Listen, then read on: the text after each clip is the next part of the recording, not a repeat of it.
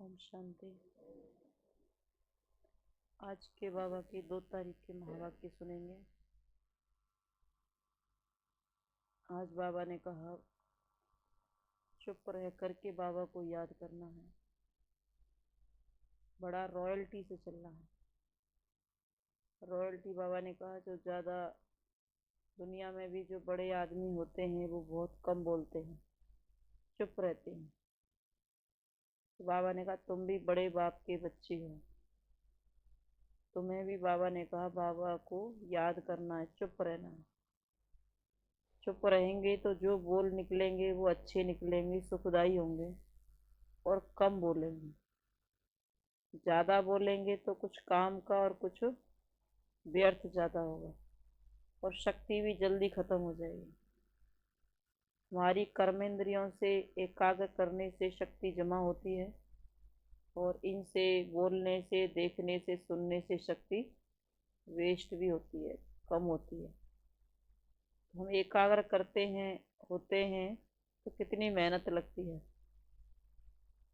एकाग्रचित होके बैठना, बाबा से योग लगाना, जब कनेक्शन जुट जाता है तो आत्मा की बैटरी चार्ज होती है। लेकिन ध्यान भटक गया, इधर उधर मन चला गया तो व्यर्थ संकल्प चलने लग गए, पता ही नहीं चला और सारी शक्ति खत्म हो गई। तो बाबा ने कहा बैठना भी है तो कैसे, अलर्ट होके, जागरूक होके ये ये भी चेक करते रहना है कि बीच बीच में हमारा ध्यान तो कहीं नहीं इधर उधर जाता। अगर ध्यान बार बार जाता है तो उसको फिर एकाग्र करना। यहाँ बैठ के भी बाबा ने कहा ये मेहनत करनी है, खाली यही नहीं कि बैठ जाना है। अगर ऐसे ही बैठेंगे तो मन कहीं ना कहीं जाएगा या फिर झुटका आएगा, नींद आएगी। दूसरा समझना है कि मैं आत्मा शिव बाबा के महावाक्य सुन रहा हूँ। जब ये समझेंगे तो बार बार आत्मा की स्मृति रहेगी और जो आत्मा समझ के सुनेंगे वो सारा ज्ञान अंदर जाएगा। अगर आत्मा की स्मृति भूल गए, जो सुनते हैं ना कि कथा सुनते सुनते नींद आ गई, सो गए, ऐसी बात नहीं है। कौन सी नींद आ गई, कौन सी कथा, आत्मा की स्मृति भूल गए। तो आज के महावाक्य हैं मीठे बच्चे, इस पढ़ाई में आवाज की आवश्यकता नहीं है। यहाँ तो बाप ने एक ही मंत्र दिया है कि बच्चे चुप रहकर मुझे याद करो।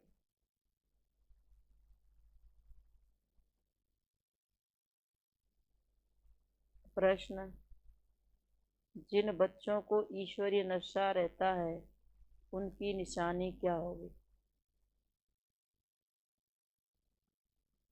बाबा कहते हैं ना दुनिया में भी कोई भी कार्य करते हैं तो नशा चढ़ाया जाता है, तो ये भी रूहानी नशा है। अगर रूहानी नशे में कुछ भी करेंगे तो क्या होगा? बाबा ने कहा खुशी होगी, शक्ति भी होगी, खुशी भी होगी और एक ऊंची उड़ान भी होगी। तो नशा चढ़ाना जरूरी। जैसे कि बाबा स्वमान का अभ्यास कराते हैं, इनसे क्या होता है, स्मृति आती है और नशा चढ़ता है और वो नशा कई घंटे तक कायम रहता है। फिर पुरुषार्थ करने की जरूरत नहीं है, वो नशा ही चलता रहता है। तो बाबा ने कहा ईश्वरीय नशा, उत्तर है ईश्वरीय नशे में रहने वाले बच्चों की चलन बड़ी रॉयल होगी। मुख से बहुत कम बोलेंगे, उनके मुख से सदैव रतन ही निकलेंगे। वैसे भी रॉयल मनुष्य बहुत थोड़ा बोलते हैं। तुम तो ईश्वरीय संतान हो, तुम्हें रॉयल्टी में रहना है।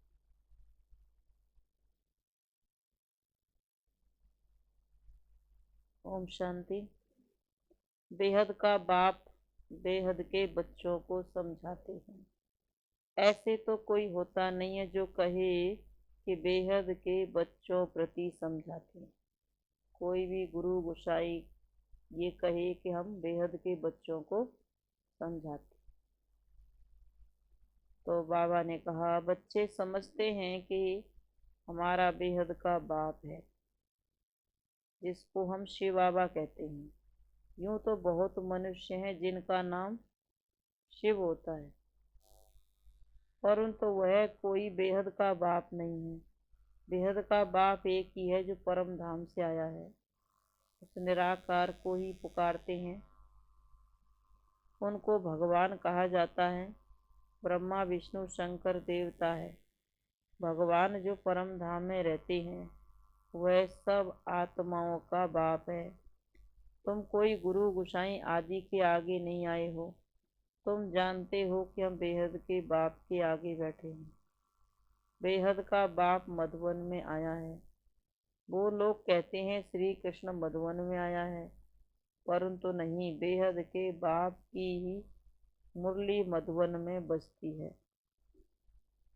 बाप समझाते हैं मैं कल्प कल्प संगम युग पर आता हूँ, ना कि युगे युगे।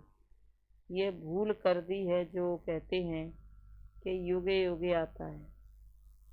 अगर भगवान हर युग में आया होता तो दुनिया में सुख शांति होती, इतना भ्रष्टाचार नहीं होता। तो बाबा ने कहा ये तो शास्त्रों आदि में ये सब भक्ति के हैं, ऐसे नहीं। बाबा ने कहा ये भूल कर दी है जो लिख दिया है कि युगे युगे आता है।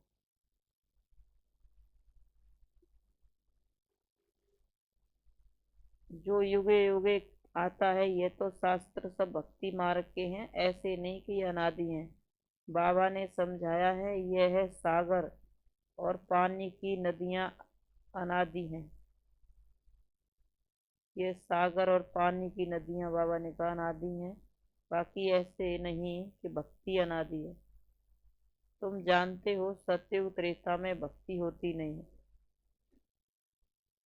भक्ति बाबा ने कहा सागर नदी तो वहां भी होंगे, लेकिन ये भक्ति आदि होती नहीं।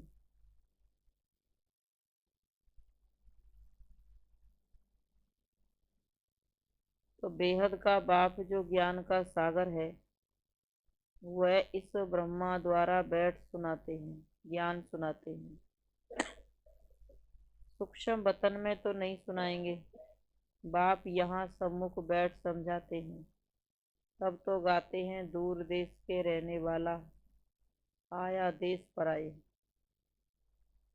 तुम जानते हो हम आत्माएं बरदर्श हैं, दूर देश के रहने वाले हैं। वह गाने वाले तो कुछ भी समझते नहीं कि कौन सा दूर देश है, माना इस देश से भी परे। वो कौन सा देश है? ब्रह्मलोक, परम धाम। तो गाने वाले भी जानते नहीं। तुम मुसाफिर हो, दूर देश से आए हो पाट बजाने। तुम शांति, बाबा ने कहा तुम जानते हो ये कर्म क्षेत्र है, यहाँ हार और जीत का खेल है। 2500 वर्ष तक जीत रहती है और 2500 वर्ष के बाद हार हो जाती है। फिर हर जन्म में हारते ही रहते हैं, गिरते ही रहते हैं, हारते हारते गिरते गिरते पट पे आ जाते, माना पूरे देह अभिमान में आ जाते। तो बाबा ने कहा यह बाप समझाते हैं सब मनुष्य चाहते हैं शांति मिले। शांति कोई मुक्ति धाम के लिए नहीं कहते, यहाँ रहते शांति मांगते हैं, परंतु यहाँ तो मन की शांति मिल न सके। सन्यासी लोग शांति के लिए जंगल में चले जाते हैं।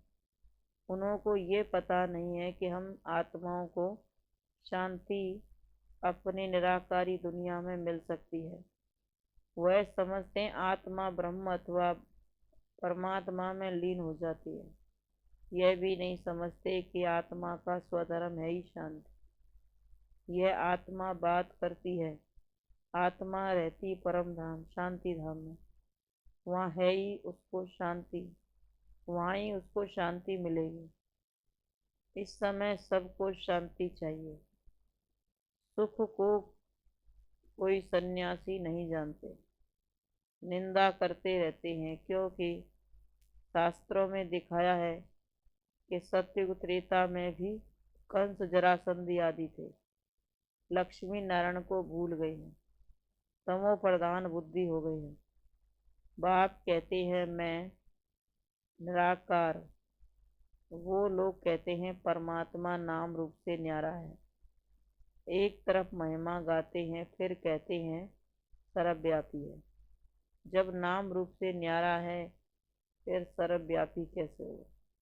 इसका कोई नाम रूप ही नहीं है, फिर वो सबके अंदर कैसे हो सकता है? तो बाबा ने कहा आत्मा का भी रूप जरूर है। कोई कह न सके कि आत्मा नाम रूप से न्यारी है। कहते प्रकृति के बीच में चमकता अजब सितारा। तो आत्मा ही एक शरीर छोड़ दूसरा लेती है। परमात्मा पुनर्जन्म नहीं लेते, जन्म मरण में मनुष्य आते हैं। यह है तुम्हारी पढ़ाई। पढ़ाई में भी कोई बाजा गाजा नहीं बजाते। तुम्हारी पढ़ाई होती है सवेरे। उस समय मनुष्य सोए रहते हैं। वास्तव में तो तुमको रिकॉर्ड बजाने की दरकार नहीं है। हम तो आवाज से परे जाते हैं। यह तो निमित्त सबको जगाने के लिए बजाने पड़ते। जिसका योग नहीं लगता है उसका योग लग जाए। जब बाबा की याद में बैठे तो कोई गीतों को सुनते हैं तो भी योग लग जाता है। अच्छे अच्छे गीत चलते हैं तो उनसे मन शांत होके बाबा की याद में लग जाता है। अकेले उसमें लगने की शक्ति नहीं है, तो ये सहयोग लिया जाता है। बाकी ऐसे नहीं कि इनको बजाने से या सुनने से कोई हमारे पाप नष्ट हो जाएंगे। हाँ, ध्यान इधर उधर नहीं जाएगा। तो बाबा ने कहा पढ़ाई में आवाज ही नहीं है होता। बाप बैठ मंत्र देते हैं, बच्चे चुप रहकर मुझे याद करो। यहाँ कोई गुरु आदि तो है नहीं जो बैठ एक एक को कान में मंत्र दे। फिर कह देते हैं किसको नहीं सुनाना। गुरु मंत्र दे देते हैं, किसको नहीं सुनाना। अब बहुत लोग तो भ्रमित हो जाते हैं कि सब जगह वही है, सब जगह जाके देख लिया। तो बाबा कहते हैं यहाँ तो वह बात नहीं है। यहाँ तो सच्चाई है ना, परमात्मा का परिचय। कोई मंत्र की बात नहीं है, कोई गुरु आदि की बात नहीं है। बाप तो ज्ञान का सागर है। यह है गीता पाठशाला। तो गीता पाठशाला में मंत्र दिया जाता है क्या? कोई पढ़ाई में मंत्र दिया जाता है क्या?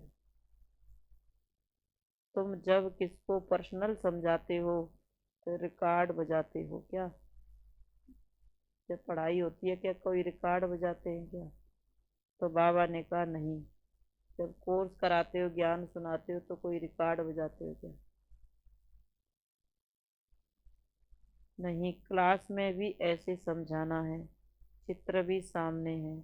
जिसने कभी नक्शा ही नहीं देखा होगा तो क्या समझेंगे?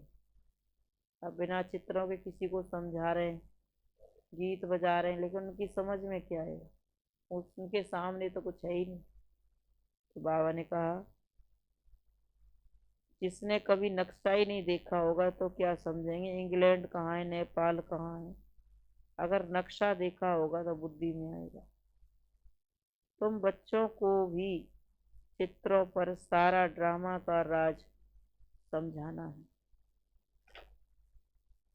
समझाया गया है।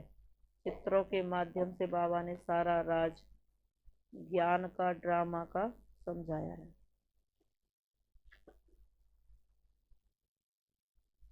तो बाबा ने कहा यह नॉलेज ऐसी है जो बिगर चित्रों के भी समझा सकते हो। मनुष्यों को भगवान का कुछ भी पता नहीं है। बाबा ने कहा अगर समझ में आ गया सब कुछ, लेकिन दूसरों को समझाने के लिए तो चित्र चाहिए ना। मनुष्यों को भगवान का कुछ भी पता नहीं है। कल्प की आयु तो लंबी चौड़ी कर दी है। अब तुमको बाप ने समझाया है, तुमको फिर औरों को समझाना पड़े। 4 युगों का 4 हिस्सा करना पड़े। फिर आधा कल्प आधा आधा करना पड़े। आधा नई दुनिया और आधा में पुरानी दुनिया। ऐसे नहीं कि नई दुनिया की आयु बढ़ी देंगे। समझो कोई मकान की आयु 50 वर्ष है तो आधा में पुराना कहेंगे। दुनिया का भी ऐसे ही है। यह सब बाप समझाते हैं। बाप आकर बच्चों को समझाते हैं। इसमें गीत गाने व कविता आदि सुनाने की दरकार नहीं है। हम संगम युग के ब्राह्मणों की रस्म रिवाज बिल्कुल न्यारी है। किसको पता नहीं है कि संगम युग किसको कहा जाता है, संगम पर क्या होता है। तुम जानते हो, दूर देश के रहने वाला बाप पतित दुनिया में आए हैं। ब्रह्मा विष्णु शंकर का दूर देश नहीं है, दूर देश है शिव बाबा का और आत्माओं का। हम सब निराकारी दुनिया में रहने वाले हैं। पहले है निराकारी दुनिया, फिर है आकारी, फिर साकारी। निराकारी दुनिया से पहले देवी देवताएं की आत्माएं आती हैं। बाबा ने कहा, निराकारी दुनिया, फिर आकारी, फिर साकारी। निराकारी दुनिया से पहले देवी देवताओं की धर्म आत्माएं आती हैं। पहले सूर्यवंशी घराना यहाँ था, फिर चंद्रवंशी घराने की आत्माएं आएंगी। तो बाबा ने कहा, सूर्यवंशी है तो चंद्रवंशी नहीं है। चंद्रवंशी जब होते हैं तो कहेंगे सूर्यवंशी पास्ट हो गए। त्रेता में कहेंगे लक्ष्मी नारायण का पास्ट पार्ट पास्ट हो गया। बाकी ऐसे नहीं कहेंगे कि हम फिर वैश्य शूद्र वंश बनेंगे। उनको ये पता नहीं है, ये बीत गया, वो तो फिर भी याद है कैसे थे, कुछ न कुछ तो निशानी होगी, लेकिन अब इसके बाद क्या होगा वो पता नहीं। ये वैश्य बनेंगे, शूद्र बनेंगे। और बाबा ने कहा ना, परम धाम की जो आत्माएं हैं वो तो द्वापर से उतरेंगी। बाकी तो थोड़ा थोड़ा समय आत्माएं बैठी हैं, क्योंकि जो आत्माएं गई हैं वो एक साथ तो विनाश नहीं हो रहा ना, धीरे धीरे जाएंगी और आएंगी।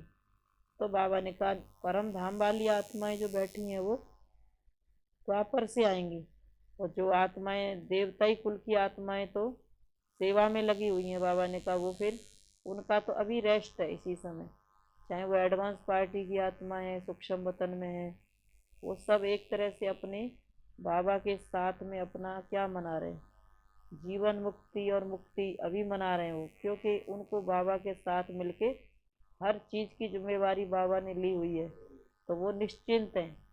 फिर भी उनकी यादगार में दिखाते हैं कि चंद्रवंशी आत्माएं तो हर समय चिंता वाली होंगी, चिंता वाली चिंतन वाली होंगी, गे करेंगे, वो तैयार भी नहीं होंगे। ये सब उनका चलता रहेगा, अंत समय आ जाएगा तो भी वो तैयार नहीं होंगे। सूर्यवंशी आत्माएं करेंगी भी तैयारी, दूसरों की भी कराएंगी, तो दोनों आत्माओं की यही जरूरत है ना। बाकी सब आत्माएं जब विनाश होगा तो कहाँ जाएंगी, परम धाम जाके बैठ जाएंगी, और सत्युग वाली आत्माएं वापस आएंगी। आना होता ही रहेगा, फिर त्रेता वालियों का आना शुरू हो जाएगा। तो ये खेल बाबा ने कहा ऐसा है, जो कहते हैं प्रलय तो होती नहीं है, आवागमन का खेल है, आएंगे भी और जाएंगे।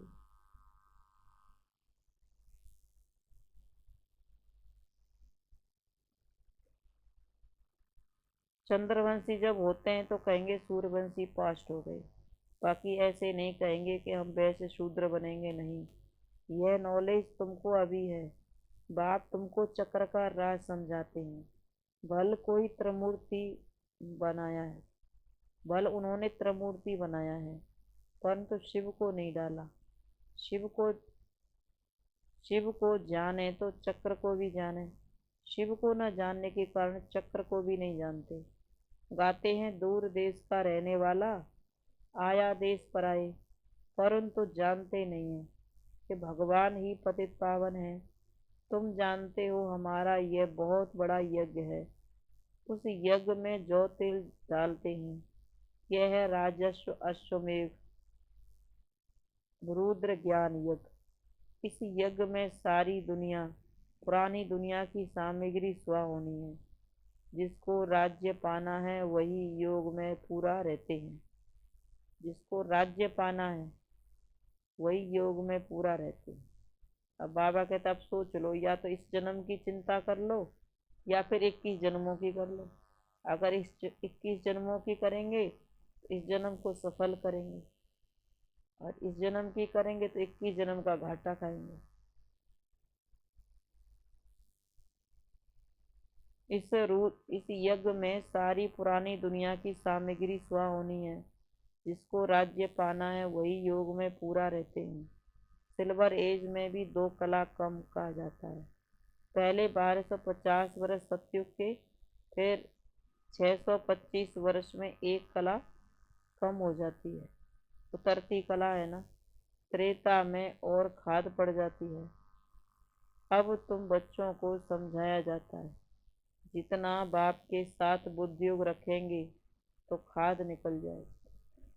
बाबा ने कहा ना, त्रेता युग में भी एक साथ में कोई गिरती कला नहीं होती है, धीरे धीरे गिरती कला होती है।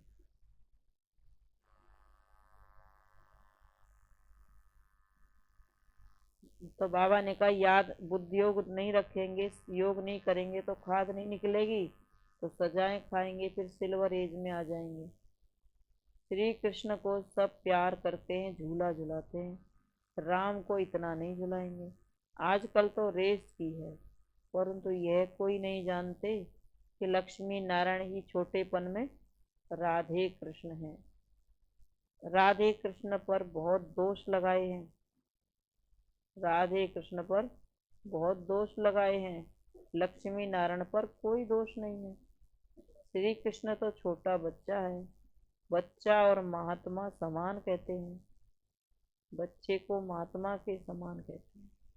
महात्मा लोग तो सन्यास करते हैं। श्री कृष्ण तो पतित था ही नहीं जो सन्यास करे। छोटा बच्चा पवित्र होता है, इसलिए उनको सब प्यार करते हैं। पहले है सतो प्रधान, फिर सतो रजो तमो में आते हैं। श्री कृष्ण को सब बहुत याद करते हैं। बाबा का मन मना भव मंत्र तो बहुत नामी ग्रामी। अब सत्युग की भी वंशावली दिखाई है, त्रेता की भी दिखाई है। दोनों में फर्क दिखाया है। इसी तरह बाबा ने कहा सत्युग की आत्माएं अलग हैं और त्रेता की अलग है। दोनों के विचार भी अलग है, दोनों का रहन सहन भी अलग है, सब कुछ अलग है। तो ज्ञान वाले बाबा के बच्चे ही, लेकिन फिर भी फर्क है। याद करते हुए भी फर्क है। तो ये फर्क ही तो सत्युग से त्रेता में ले आता है।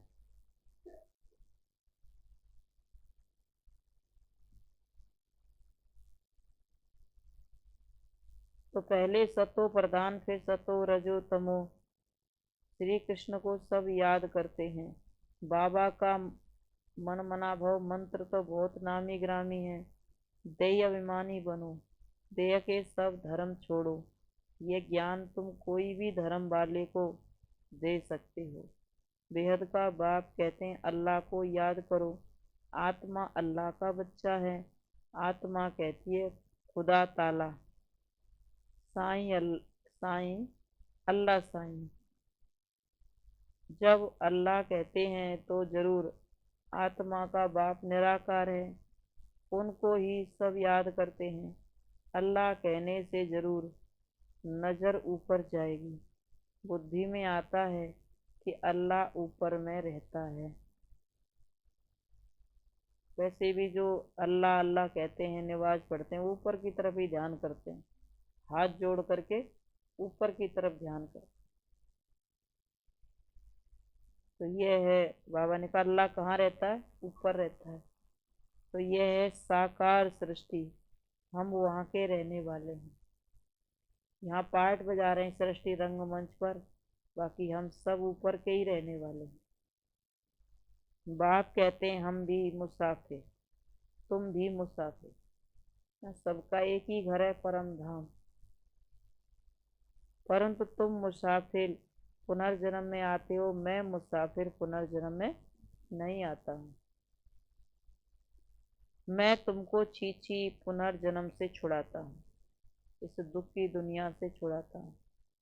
और दुखी होंगे, बार बार जन्म लेना होगा तो और संबंध बनाएंगे और संबंध जोड़ेंगे तो फिर और फंसेंगे, फिर बार बार जन्म लेंगे तो दुखी होंगे। तो बाबा कहते हैं मैं तुम्हें दुख से छुड़ाता हूँ। इस रावण राज्य में तुम बहुत दुखी हो, तब तो मुझे बुलाते हो। बाप कितनी अच्छी अच्छी बातें तुमको समझाते हैं। बच्चे अभी खेल पूरा होता है, यहाँ बहुत दुख है। हर चीज कितनी महंगी हो गई है, फिर सस्ती थोड़ी होगी। अब महंगाई दिन प्रतिदिन बढ़ती जा रही है, सस्ती थोड़ी होगी।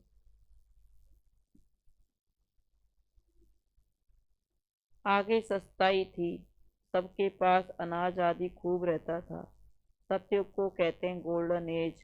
वहाँ सोने के सिक्के थे, वहाँ सोना ही सोना होगा, चांदी भी नहीं। वहाँ बाजार भी भभके के ही होंगे, हीरे जवाहर क्या क्या पहनते होंगे। वहाँ हीरे जवाहरों का ही खेल चलता है। खेती बाड़ी ढेर होगी। यहाँ अमेरिका में अनाज इतना होता है जो जला देते हैं। अभी तो जो बचत होती है वह बेच देते हैं, भारत को दान करते हैं। भारत की गति देखो क्या हो गई है। बाप कहते हैं मैंने तुमको कितना राज्य भाग्य दिया था। तुम्हारा देवी देवता धर्म बहुत सुख देने वाला है। उनको ही कहा जाता है गोल्डन एज। मोहम्मद गजनबी कितने हीरे जवाहरों के माल बाबा ने कहा लूट कर ऊंट भरकर ले गया। कितना माल उठाया होगा, बाबा ने कहा कोई हिसाब थोड़ी कर सकते। कहते 17 बार लूटा तो कितना माल उठाया होगा, इसका कोई हिसाब थोड़ी निकाल सकते। फिर बाबा कहते ले गए, अब भर भर करके दे रहे हैं, रिटर्न दे रहे हैं। अब तुम मालिक बन रहे हो। एक मुसाफिर सारी दुनिया को हसीन बनाने वाला है। एक ही शिव बाबा है जो सब आत्माओं को पति से पावन बनाने वाला है। कब्रिस्तान को बदल परिस्तान स्थापन करते हैं। यहाँ तुम बच्चे आए हो रिफ्रेश होने, मुसाफिर को याद करते हो। तुम भी मुसाफिर हो, यहाँ आकर 5 तत्वों का शरीर लिया है। सूक्ष्म वतन में 5 तत्व होते नहीं हैं, 5 तत्व यहाँ होते हैं जहाँ तुम पार्ट बजाते हो। हमारा असली देश वहाँ है। इस समय आत्मा पतित बन गई है, इसलिए बाप को पुकारते हैं कि आप आओ, आकर के हमको पावन बनाओ। रावण ने हमको पतित काला बना दिया है। जब से रावण आया है तब से पतित बने हैं। जरूर, अब जरूर समझते हैं कि हम पावन थे, तब तो याद करते हैं। हे पतित पावन आओ। कोई तो है जिसको बुलाते हैं। बच्चे जानते हैं, बच्चे बाप को बुलाते हैं ओ गॉड फादर। उनका नाम ही है हेवनली गॉड फादर, तो जरूर हेवन ही रचेगा। भगवान स्वर्ग का रचेता है तो जरूर स्वर्ग ही बनाएगा। बाबा ने समझाया है पढ़ाई में बाजे गाजे की दरकार नहीं। बाबा ने कह दिया है कोई अच्छे अच्छे रिकॉर्ड हैं जो बाबा ने बनवाए हैं। तो जब देखो उदासी आती है तो अपने को रिफ्रेश करने के लिए बाबा ने कहा भल ऐसे ऐसे गीत बजाओ, परंतु जितना आवाज कम करेंगे उतना अच्छा है। रॉयल मनुष्य कम आवाज करते हैं, मुख से थोड़ा बोलना है। जैसे रतन निकलते हैं। तुम ईश्वर के बच्चे हो तो कितना रॉयल्टी, कितना तुम्हारे में नशा होना चाहिए। राजा के बच्चे को इतना नशा नहीं होगा जितना तुमको रहना चाहिए। अगर राजा के बच्चे को नशा है भी तो अलग काल का है, एक जन्म का है। वो भी उसको प्रॉपर्टी को देख करके, नाम मान शान को देख करके नशा चढ़ता है। और बाबा ने कहा तुमको तो 21 जन्म की बादशाही एक साथ मिल रही है, तो कितना नशा होना चाहिए। इसलिए बाबा कई बार कहते हैं बाबा बच्चों के लिए सौगात लाए हैं। क्या लाए हैं सौगात में? तो बाबा कहते हैं हथेली पर वहिस्त लाए हैं, स्वर्ग की सौगात लाए। तो कितना नशा रहना चाहिए। अच्छा मीठे मीठे सिक्की लदे बच्चों प्रति माता पिता बाप दादा का याद प्यार। Good morning. रूहानी बाप की रूहानी बच्चों को नमस्ते। हम रूहानी बच्चों की रूहानी माता पिता बाप दादा गुड मॉर्निंग और नमस्ते। धारणा के लिए मुख्य सार, अपने को सदा रिफ्रेश रखना है।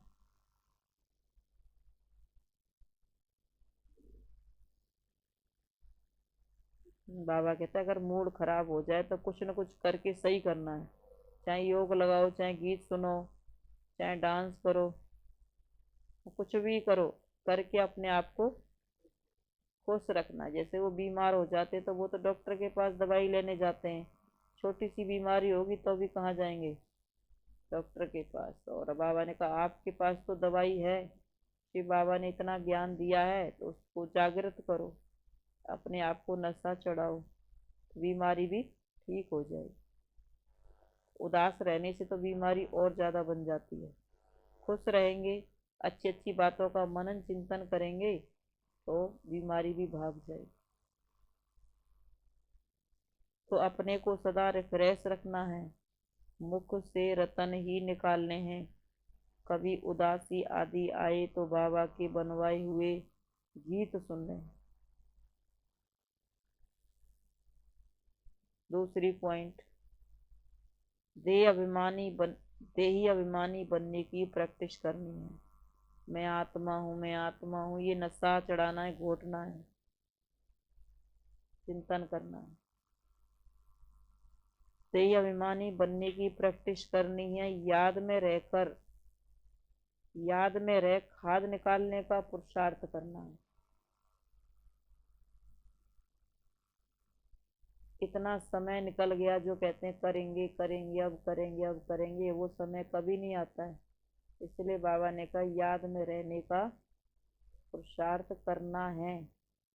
देखेंगे, सोचेंगे, समय निकालेंगे। बाबा ने कहा ये कुछ नहीं। कल भी बाबा ने कहा तुम फ्री हो, भगवान के बच्चे फ्री हैं। क्यों फ्री हैं? क्योंकि ज्ञान है। ज्ञान है तो मन से फ्री है। सेवा तो है, काम धंधा तो सबको करना ही है, बाकी मन से फ्री है। अन्य बातों से मन बुद्धि निकल गया। अब पता है वापिस घर जाना है। जब जाना है घर तो अपनी तैयारी करनी है, यहाँ क्या इकट्ठा करना है, क्या जोड़ना है। अचानक कुछ भी हो सकता है।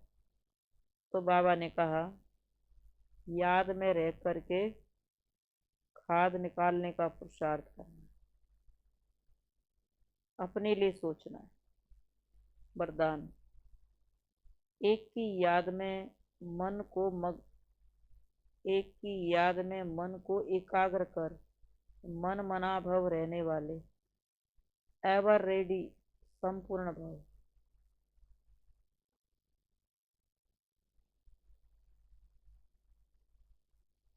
एक की याद में मन को एकाग्र कर, मन मनाभव रहने वाले, संपूर्ण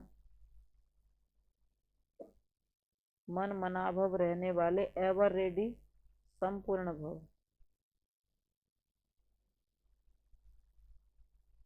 संपूर्ण एवर रेडी माना सब तरह से तैयार। ये नहीं थोड़ा सा रह गया, थोड़ी सी कमी है। सदैव स्मृति में रखो कि हर समय एवर रेडी रहना है।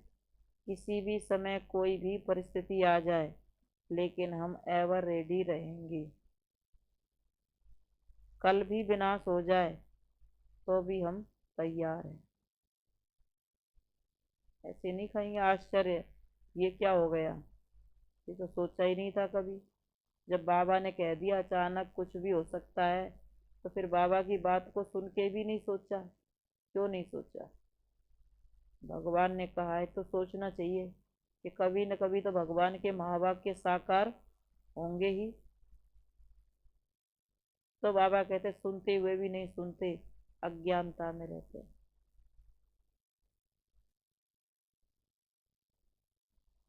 कल भी विनाश हो जाए तो हम तैयार हैं, एवर रेडी अर्थात संपूर्ण। संपूर्ण बनने के लिए एक बाप दूसरा न कोई, यह तैयारी चाहिए।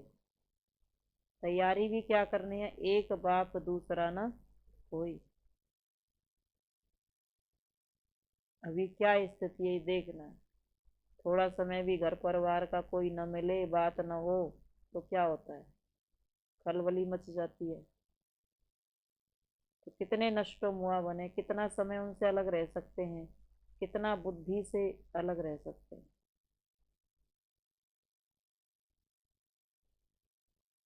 तो बाबा ने कहा संपूर्ण बनने के लिए एक बाप दूसरा न कोई, यह तैयारी चाहिए। मन सदा एक की तरफ मन मना भाव हो तो एवर रेडी बन जाएंगे। एवर रेडी होकर सेवा करो तो सेवा में भी सहयोग मिलेगा।